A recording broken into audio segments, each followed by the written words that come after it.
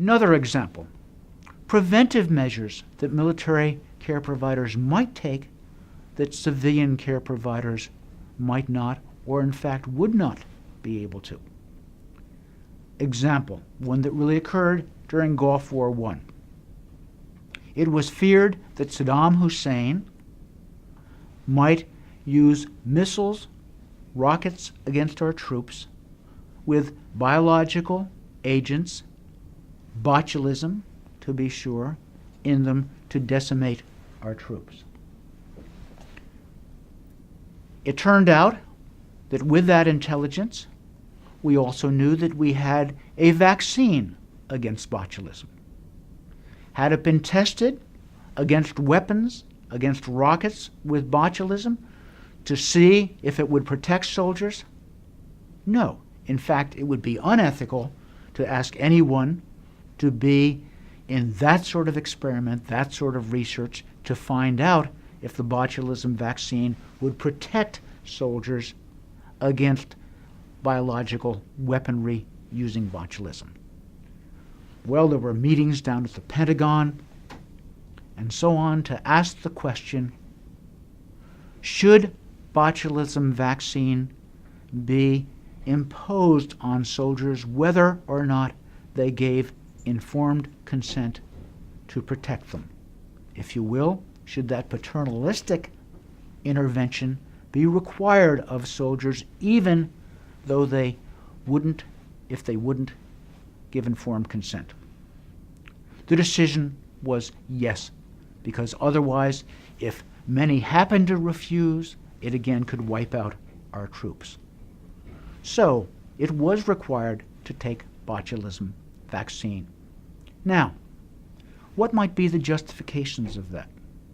Well, one perhaps worth noting, and one of my purposes here is to have all of you viewing this to be knowledgeable about what some of the strongest arguments are for supporting what military care providers do.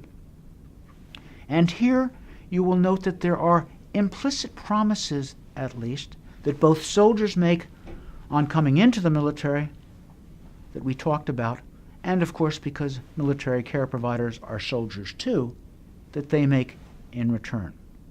Soldiers, as I've said, are willing to give their life if necessary for their country.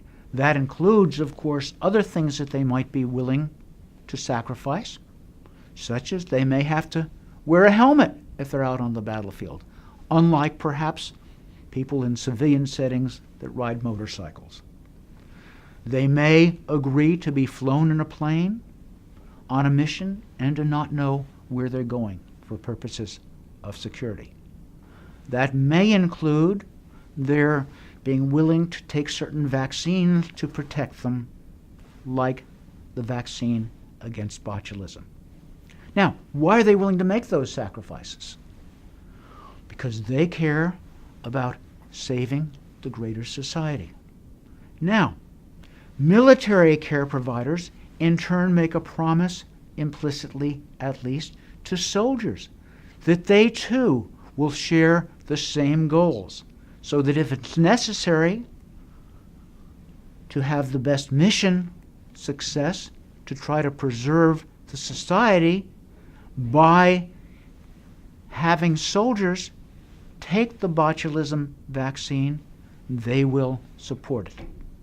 So that their mutual promises to each other, soldiers to the society, military care providers to soldiers, support their requiring botulism vaccine even if soldiers don't give informed consent in contexts in which they would if they were civilians. And indeed, for civilians to consent to a medicine, a new medicine, there has to be research showing that that medicine works.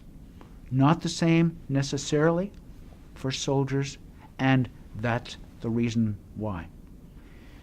Important, perhaps, wrinkle to what happened towards the end of the war, the Gulf War, it became clear that Saddam Hussein wasn't going to use those rockets, and then those on the field made the decision that that decision to take the vaccine or not could be one that the soldier could make. What that suggests is what's self-evident to many who have been in the military. The military goes as far as it can, or tries to be able to give soldiers the same freedoms and autonomy civilians would have, short of compromising the military mission.